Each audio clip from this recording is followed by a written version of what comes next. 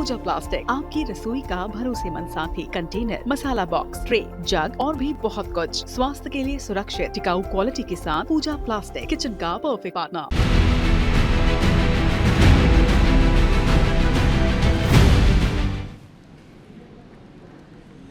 नमस्कार, स्वागत है। मैं पुनीत पाठक हूं और ये वक्त है आपके लिए तेजी से खबरों का पूरा अपडेट प्राप्त करने का। 1 मिनट में पूरी खबर, 20 मिनट में 20 खबरों का डोज शुरू करते हैं। छत्तीसगढ़ से शुरुआत, जहां भिलाई में पंडित धीरेन्द्र शास्त्री की हनुमंत कथा, राम कथा अब विवादों में पड़ गई और वो भी सियासी विवाद। देखिए,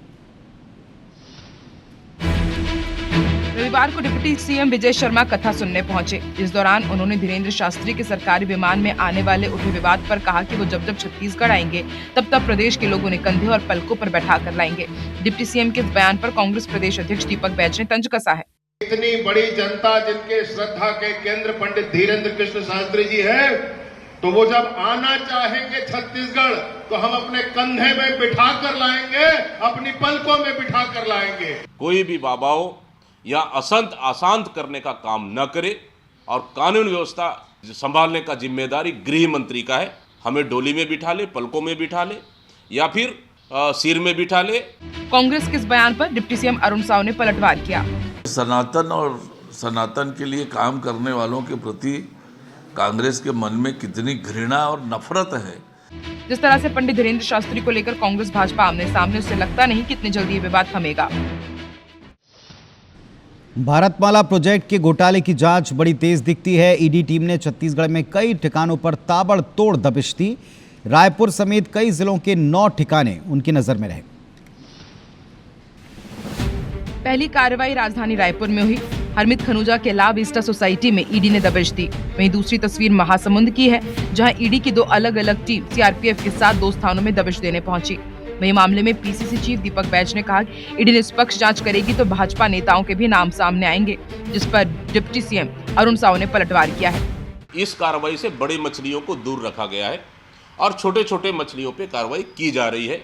ये खानापूर्ति है, ठीक है। जो गड़बड़ी किया है उसके ऊपर कार्रवाई होनी चाहिए, लेकिन बड़े लोगों पे, जो भारतीय जनता पार्टी के बड़े नेताओं का नाम आ रहा है, उसका क्या होगा?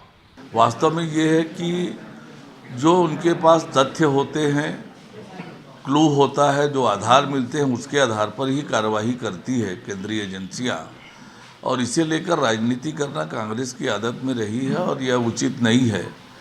फिलहाल ईडी की टीम रिकॉर्ड खंगालने में जुटी हुई है। माना जा रहा है कि आने वाले दिनों में कई बड़े खुलासे हो सकते हैं। कोरिया जिले के बैकुंठपुर में निर्माणाधीन गायत्री मंदिर का बीम गिरा और गर्भवती महिला की इसमें मौत हो गई।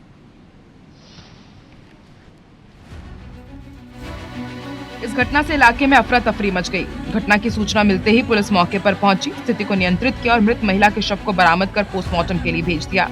साबाराबा गांव में गर्भवती महिला अपनी सास और ननद के साथ निर्माणाधीन गायत्री मंदिर में दर्शन करने आई थी। घटना के बाद परिजनों का रो रो कर बुरा हाल है। फिलहाल पुलिस हादसे की जाँच कर रही है। मैं बोली कि बैठिए, मेरे को दीदी मानते थे, वो बहू लगती हैं, और बोली बहुरिया बैठिए, मैं चाय बना के आती हूँ। तो वो लोग बोले कि ठीक है दीदी, हम लोग बैठे हैं। फिर मैं चली गई चाय बनाने, और वो चाय बना के आ रही थी, तब तक उन लोग निकल रहे थे मंदिर से, तब तक नहीं गिरा था। और जैसे मैं चाय लेके यहाँ पर पहुंची और उनके ऊपर गिर गया। अभी उसकी पंचनामा कर रहे हैं और पुलिस विभाग जांच भी कर रहा है और पीएम हेतु अभी चिकित्सा विभाग को दे दिया गया है। पिछले कुछ दिनों से मंदिर का निर्माण का काम चल रहा था। मंदिर में तोड़फोड़ के बाद मलबा हटाने का काम किया जा रहा था। मंदिर में जीर्णोद्धार काम के दौरान ये दर्दनाक हादसा हो गया, जिससे मातम पसर गया। कोरबा के कॉम्प्लेक्स की दुकानों में भीषण आग लगी। मॉर्निंग वॉक पर निकले लोगों ने धुआं निकलते देखा और इसकी जानकारी पुलिस को दी। आग लगने के बाद दमकल की गाड़ियां जब तक मौके पर पहुंचती, इतनी देर में आग कई दुकानों में फैल गई। इस घटना में एक ज्वेलरी शॉप और बर्तन दुकान में आग फैलने से कॉम्प्लेक्स के ऊपरी तल में भी आग फैल गई। 10 से अधिक दमकल की गाड़ियां मौके पर पहुंची और 5 घंटे की कड़ी मशक्कत के बाद आग पर काबू पाया गया। पुलिस अधिकारी और निगम आयुक्त सहित महापौर संजू देवी राजपूत, पूर्व राजस्व मंत्री जय सिंह अग्रवाल भी मौके पर पहुंचे। ऐसा लगता है कि शॉर्ट सर्किट से ये आग लगी होगी और पहले भी आगजनी की जो घटनाएं कोरबा में हुई है, लगभग शॉर्ट सर्किट से हुई है। विद्युत विभाग की जो लचर व्यवस्था है कोरबा की, उसके कारण बीच बीच में आगजनी की घटनाएं होती रही है। बालाजी स्टील में प्लास्टिक के सामान है, क्योंकि उनकी दुकान बर्तन की दुकान है, प्लास्टिक के सामानों में आग लगने से आग जल्दी बढ़ गई है, इसलिए इतना बड़ा एक हादसा हो गया है। पुलिस अधिकारी फिलहाल शॉर्ट सर्किट से आग लगने की आशंका जता रहे हैं। वहीं घटना की जांच की जा रही है। इस घटना में करीब 1 करोड़ रुपए की क्षति होने की आशंका भी जताई जा रही है। छत्तीसगढ़ में नक्सल फ्रंट पर एक और कामयाबी मिली। सुरक्षा बलों ने नक्सलियों की साजिश नाकाम की। सिलसिलेवार कार्रवाइयां लगातार जारी।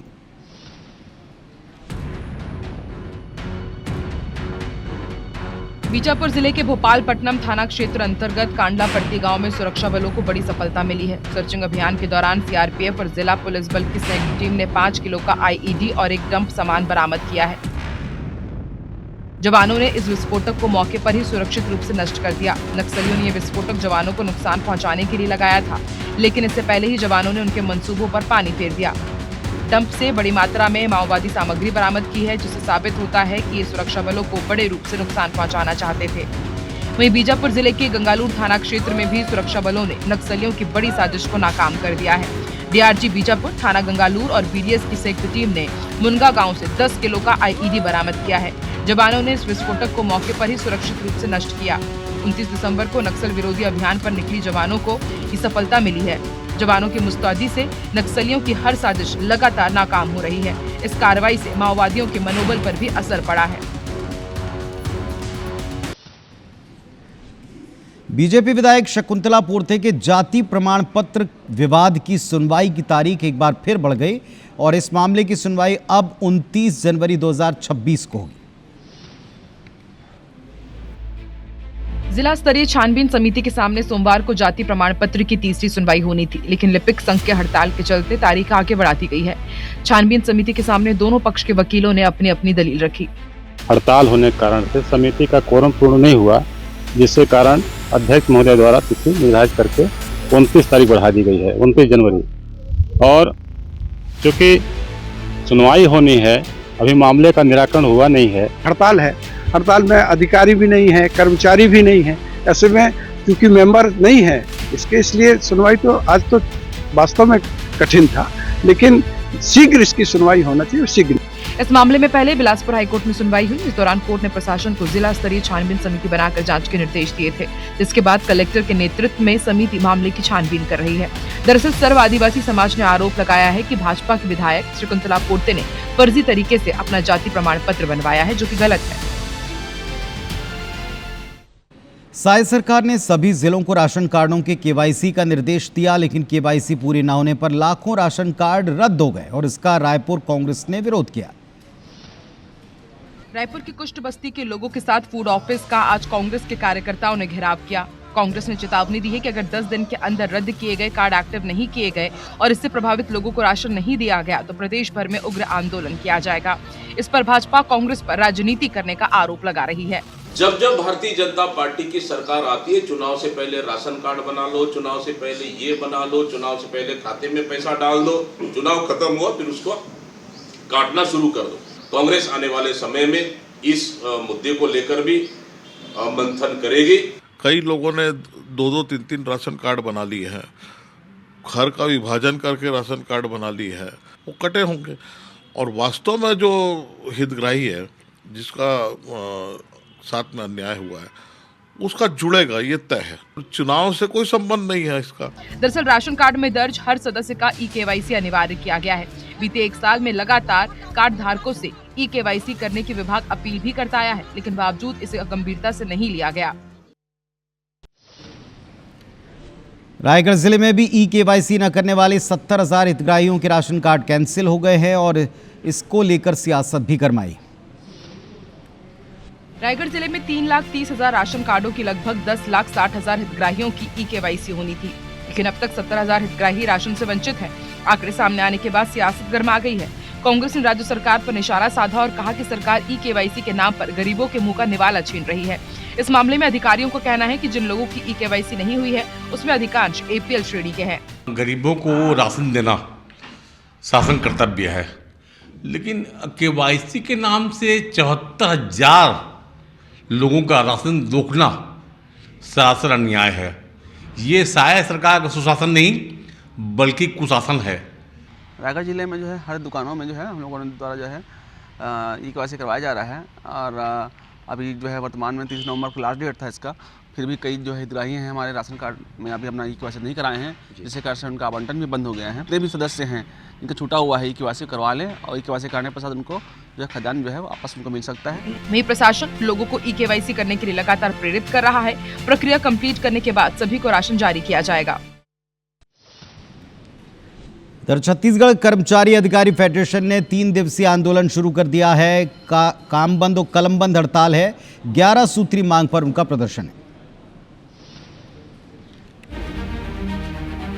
रायपुर छत्तीसगढ़ कर्मचारी अधिकारी फेडरेशन का आंदोलन शुरू हो गया है। आंदोलन को सफल बनाने के लिए टेबल टू टेबल संपर्क अभियान तेज हो गया है। राजपत्रित अधिकारी संघ ने भी आंदोलन को मजबूती देने का ऐलान किया है। इधर अंबिकापुर में भी फेडरेशन ने कलम बंद काम बंद आंदोलन शुरू कर दिया है। फेडरेशन का कहना है कि कर्मचारियों की मुख्य लंबित मांग महंगाई भत्ता, जिसे पूर्ववर्ती सरकार ने साल 2017 से रोक रखा था, जिससे सभी कर्मचारियों के लगभग 5 लाख रुपए का नुकसान हुआ है। बिलासपुर में भी फेडरेशन से जुड़े अधिकारी कर्मचारी हड़ताल पर हैं। 11 सूत्रीय मांगों को लेकर प्रदर्शन कर रहे हैं। फेडरेशन के पदाधिकारियों का कहना है कि सरकार ने चुनाव से पहले मोदी की गारंटी के तहत वादा किया था, लेकिन 2 वर्ष बाद भी गारंटी पूरी नहीं हुई है। जगदलपुर के मंडी परिसर में धरना प्रदर्शन की शुरुआत हुई। जिले के हजारों कर्मचारी अपनी 11 सूत्रीय मांगों को लेकर काम छोड़कर प्रदर्शन में शामिल हुए।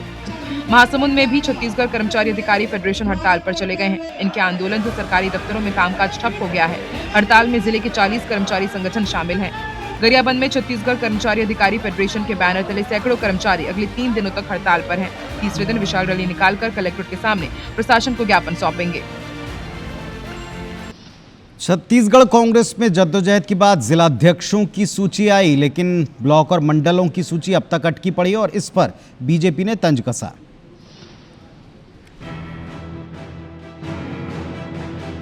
युवक कांग्रेस की प्रदेश कार्यकारिणी का भी कोई ठिकाना नजर नहीं आ रहा है। वहीं फूलोदेवी नेताम ने राज्यसभा सदस्य बनने के बाद महिला कांग्रेस का अध्यक्ष पद छोड़ने की पेशकश की थी, लेकिन ये काम नहीं हुआ। नेताम के नेतृत्व में महिला कांग्रेस ने एक भी बड़ा कार्यक्रम काफी दिनों से नहीं किया है। इसी तरह धान खरीदी को लेकर कांग्रेस सरकार पर हमलावर है, लेकिन किसान कांग्रेस का इसमें कोई योगदान नहीं है। इस मामले में पीसीसी अध्यक्ष कह रहे हैं कि संगठन का काम सतत चल रहा है। इस पर तंज कसते हुए भाजपा विधायक ने कहा है कि हम तो पहले से ही कह रहे हैं कि कांग्रेस कई गुटों में बटी हुई है। संगठन के कामों को लेकर सब वरिष्ठ नेताओं से चर्चा हो चुकी है और संभवतः उम्मीद है कि बहुत जल्द आ जाए। हम भी चाहते हैं। तो बार बार कहा है, बिखरी हुई कांग्रेस है, गुटबाजी में बटी हुई कांग्रेस है, लोगों के नाम पर चलने वाली कांग्रेस है। कांग्रेस पार्टी नहीं चल रही है, लोगों का नाम चल रहा है।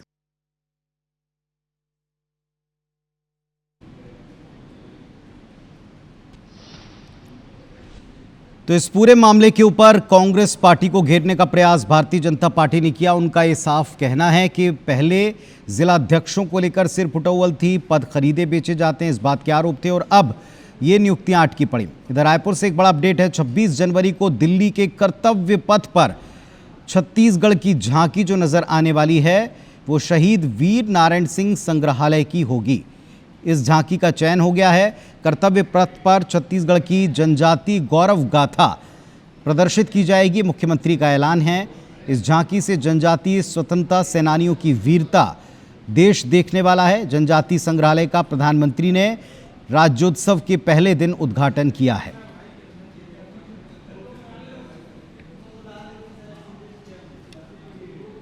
सिंहपुर में बरमान रेत घाट का एक वीडियो सोशल मीडिया पर जमकर वायरल है, जिसमें एक शख्स और उसके सुरक्षाकर्मी कुछ लोगों के साथ मारपीट कर रहे हैं।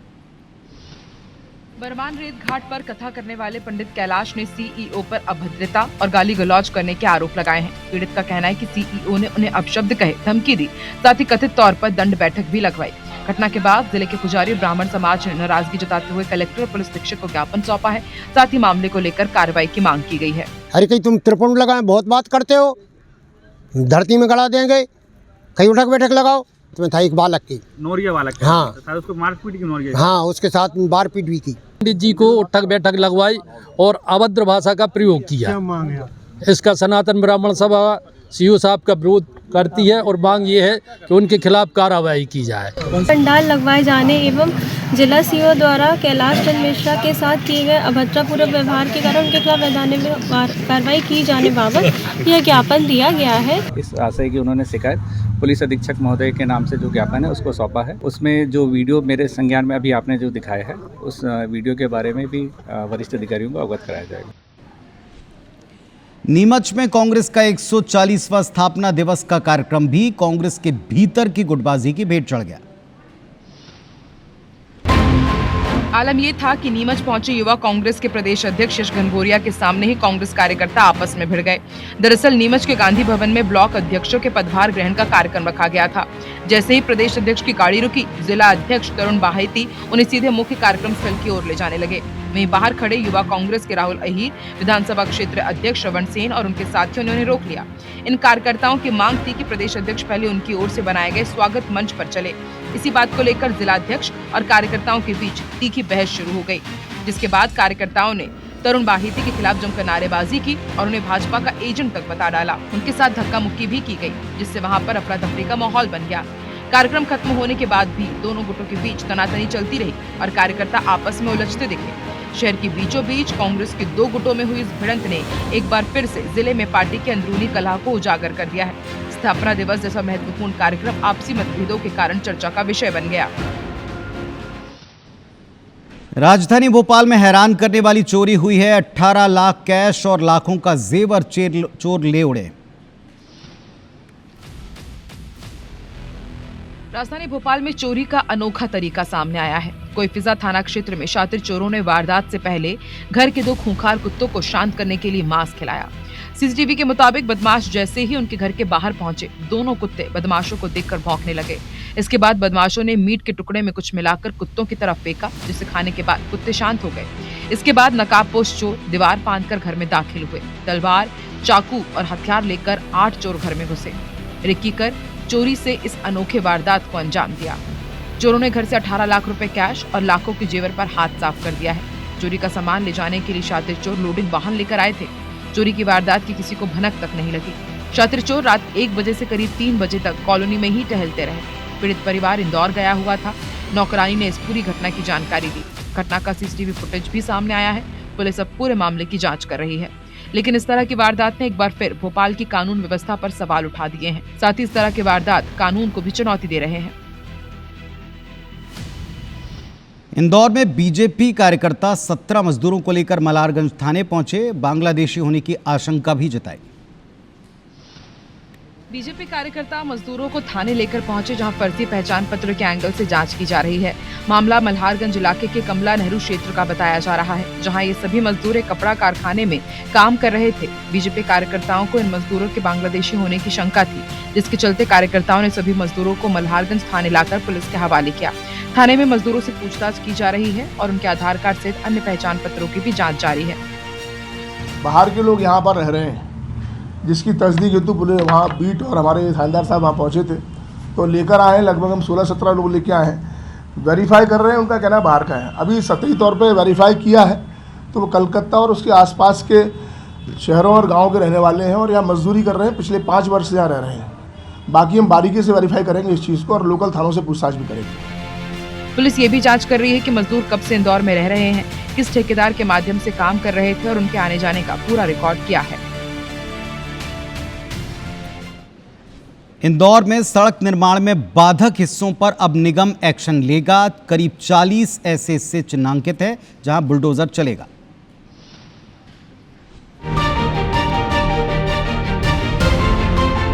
ये सभी हिस्से सड़क चौड़ीकरण और निर्माण कार्य में बाधक बने हुए थे, जिन्हें पूर्व में नोटिस दिए जाने के बाद हटाया गया।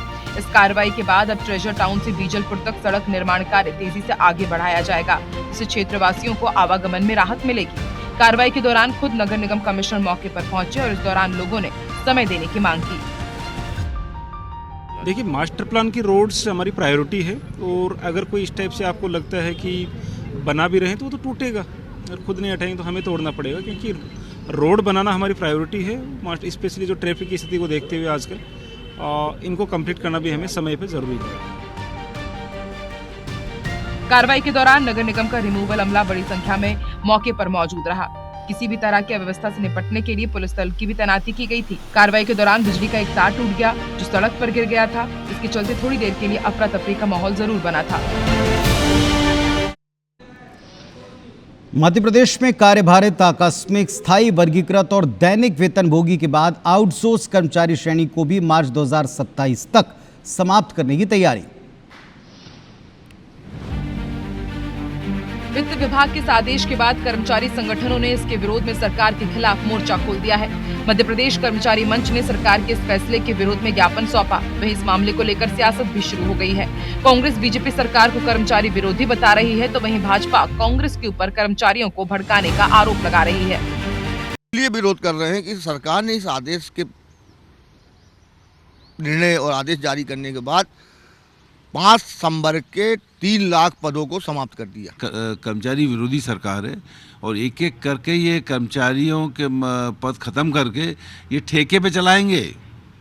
मंत्रालय, विंध्याचल, सतपुड़ा ठेके पे चलेंगे, ठेके पे देंगे, भाई ये काम है, आपको करना है। तो ये बिल्कुल गलत है। कांग्रेस सदैव ही कर्मचारी और अधिकारियों की खिलाफ रही है। कभी उनको चोर बताती रही, कभी भ्रष्टाचारी बताती रही, और ये भी कांग्रेस का नया शिगुफा है कि किसी तरीके से भ्रम पैदा करें और कंफ्यूजन क्रिएट कर कर्मचारियों के बीच में एक तरीके का तनाव पैदा हो।